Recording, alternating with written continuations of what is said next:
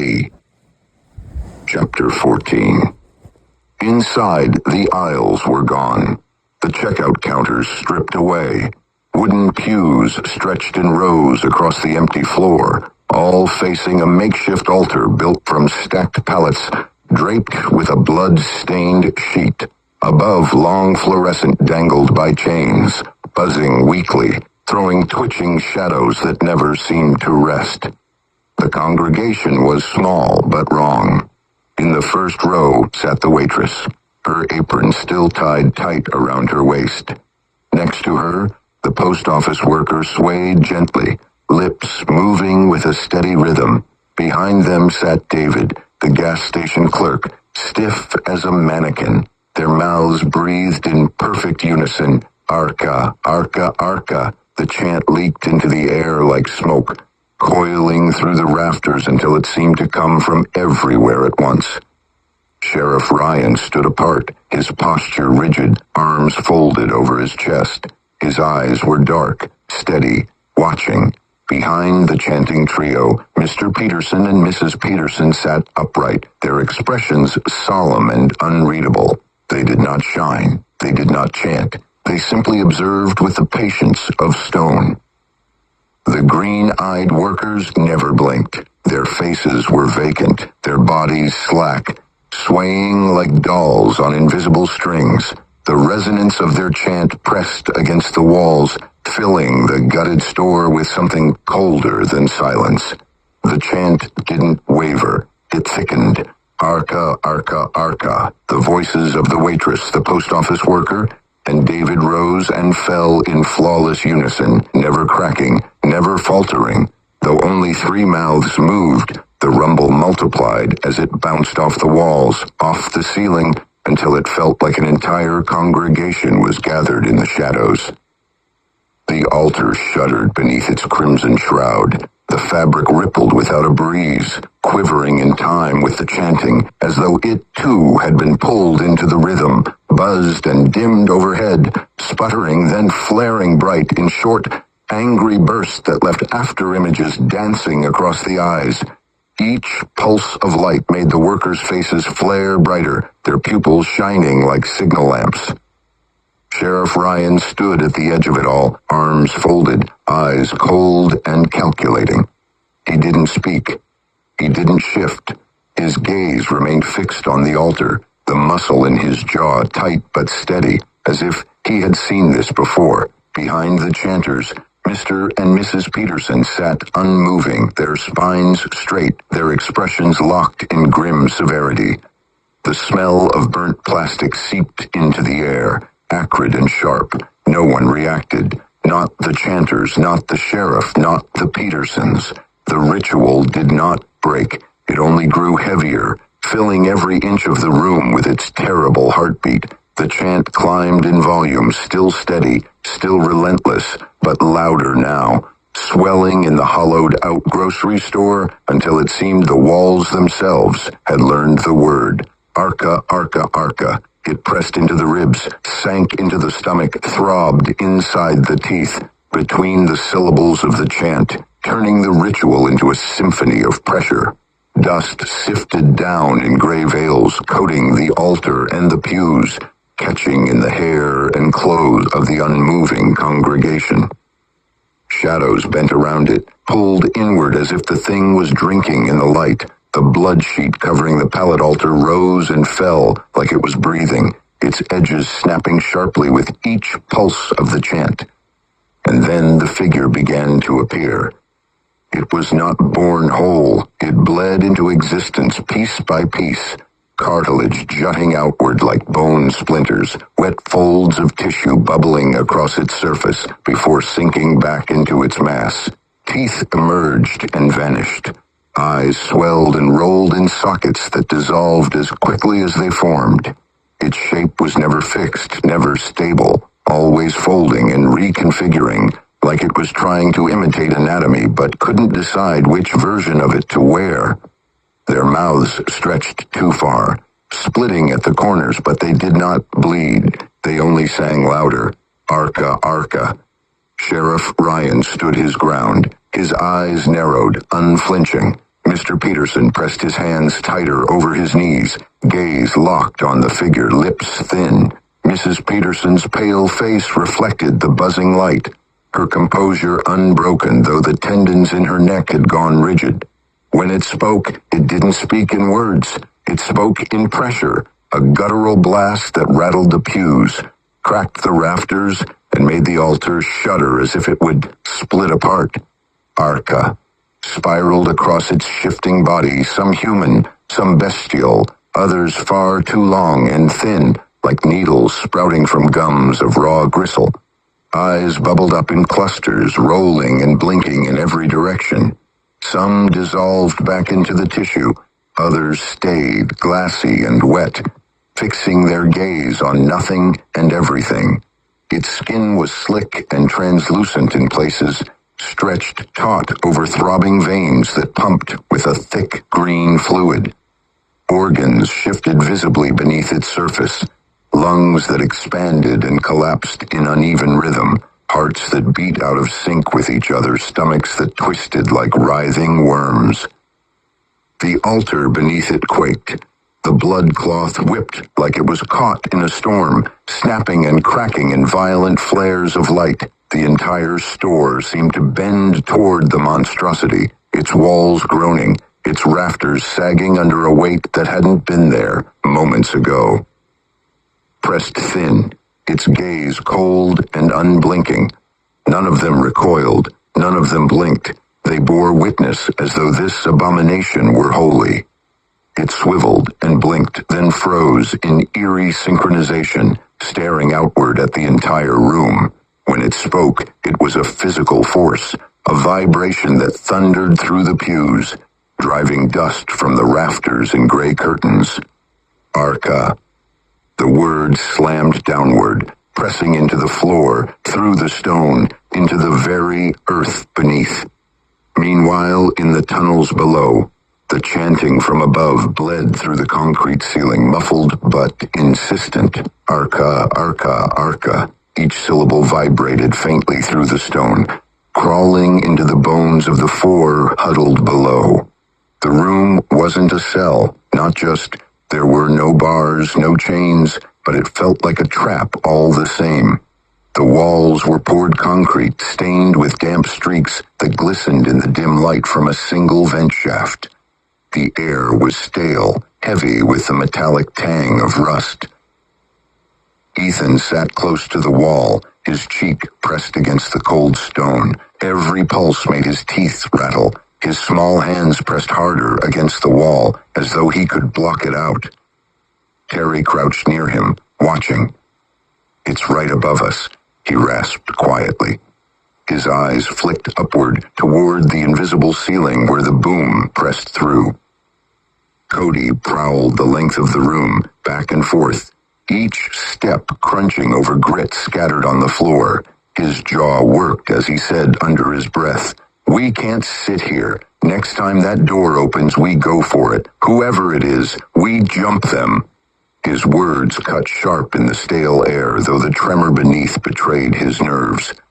Kayla didn't look at him. She was curled up in the far corner, her back pressed to the wall, arms locked tight around her legs. Her voice was small, nearly drowned by the muffled chanting above. "And if it's not a person," she murmured, "what if it's one of them?" The question hung between them, heavier than the chant itself. Dust sifted down again from the ceiling, stirred loose by vibrations, and landed in Ethan's hair. He brushed it away. The words steadied the air for a moment, though the muffled chant never stopped, pressing down on them in endless waves. Arca, arca, arca. The muffled chant pressed on above them, a steady throb that refused to die. It filled the pauses between their words, making every muttered feel stolen. Arca, arca, arca. Cody crouched low now, no longer pacing, his eyes fixed on the steel door that sealed them in. His voice was sharp, urgent. "We wait by the door. Next time it opens, we hit whoever comes through, hard and fast." He jabbed a finger into the dusty floor to mark the spot. "We drag them down, choke them out, and take the keys if they've got any."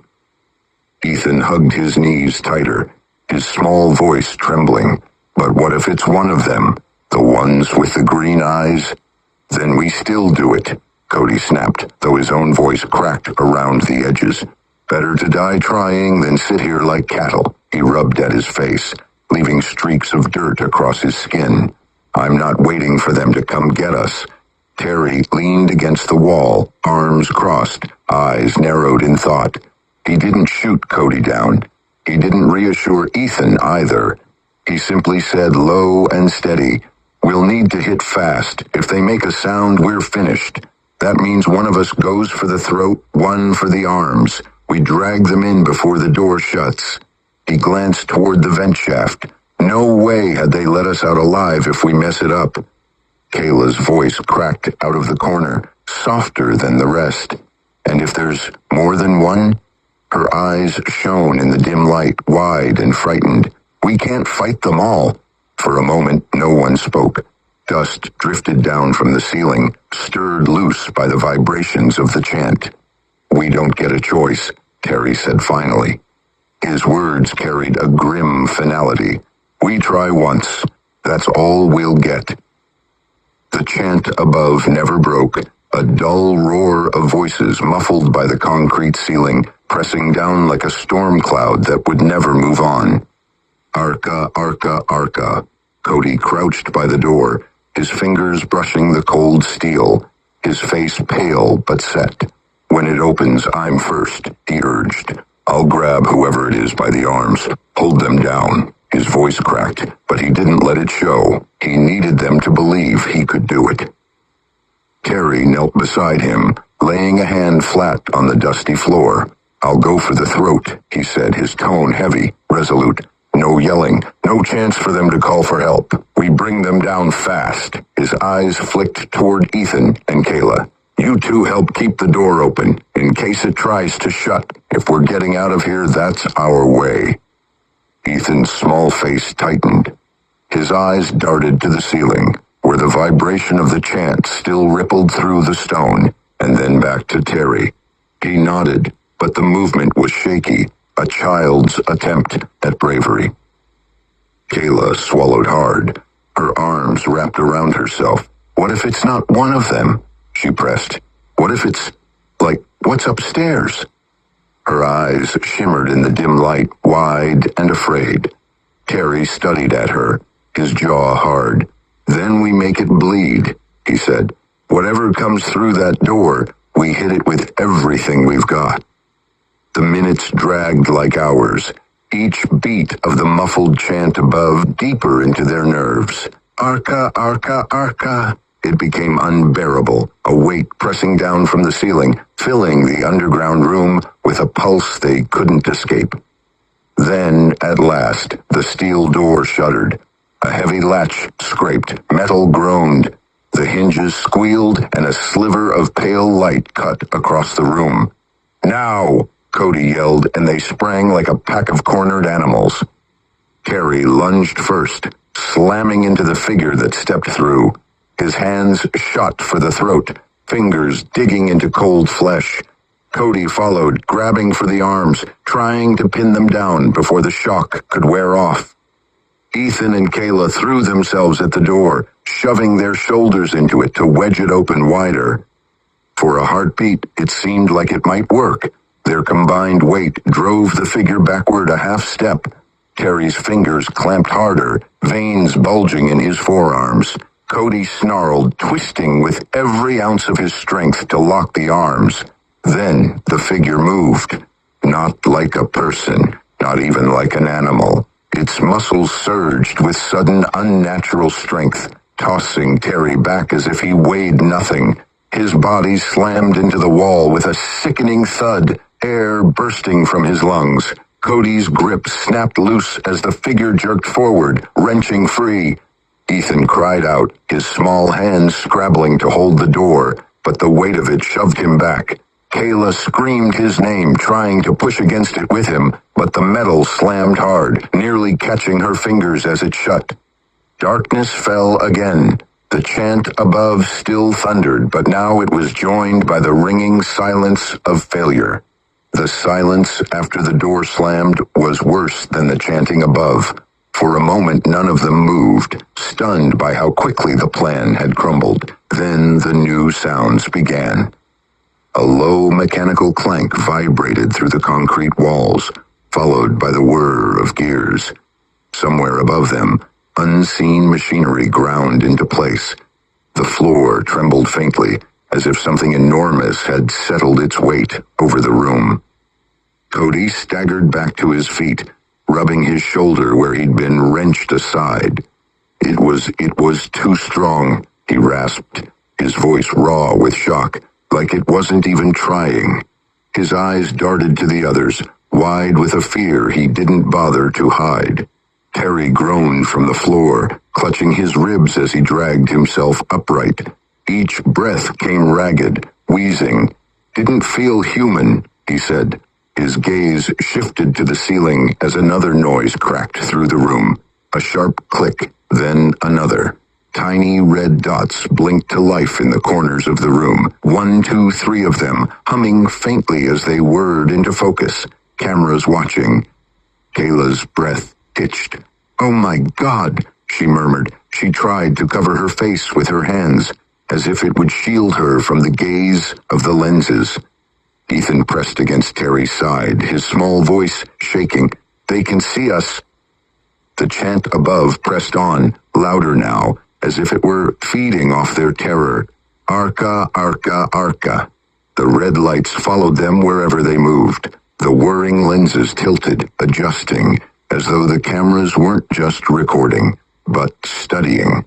Trapped watched, judged.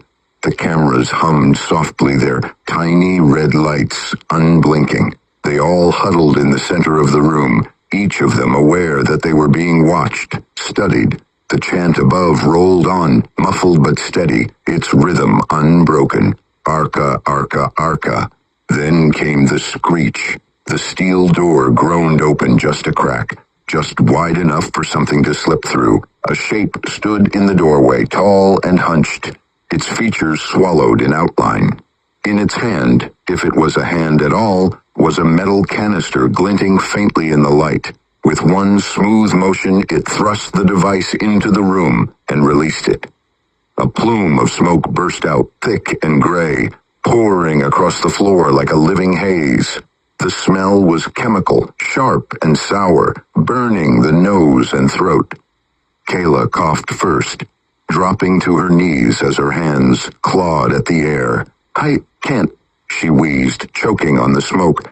Ethan's small frame shook as he pressed his shirt over his mouth, his eyes wide with panic. He staggered backward, hit the wall, and slid down, hacking violently.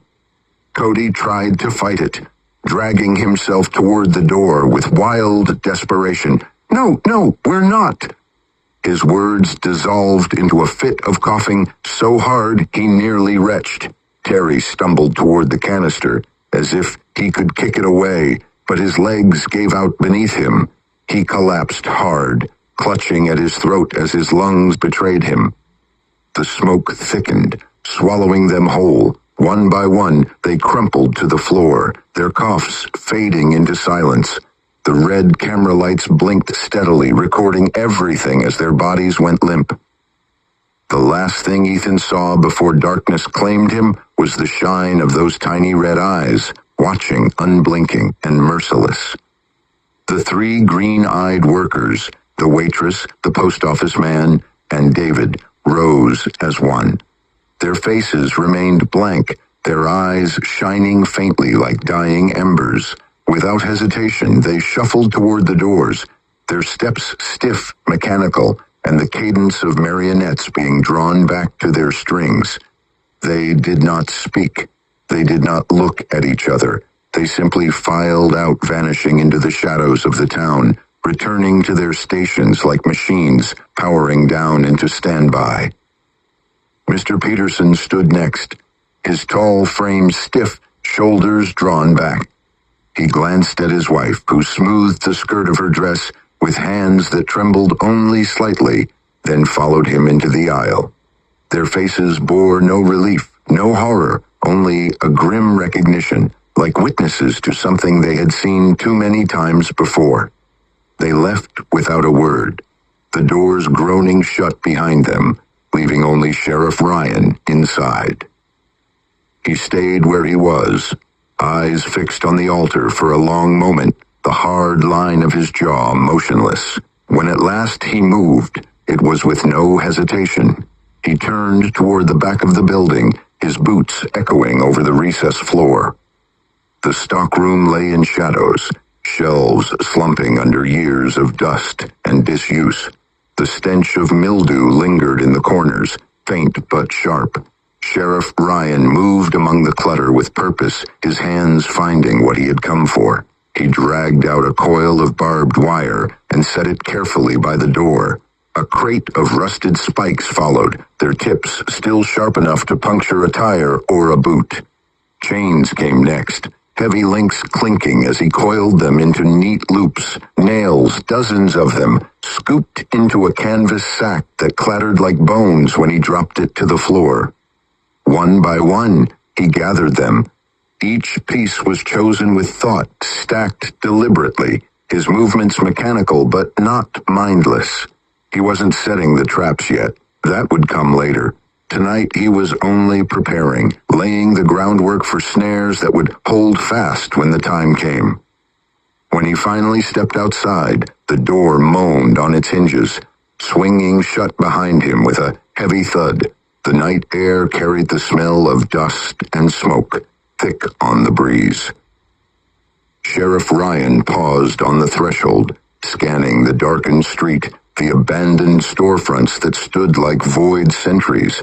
Then he adjusted the brim of his hat, hefted the weight of the supplies he carried, and began preparing for the next snare, one meant for future victims.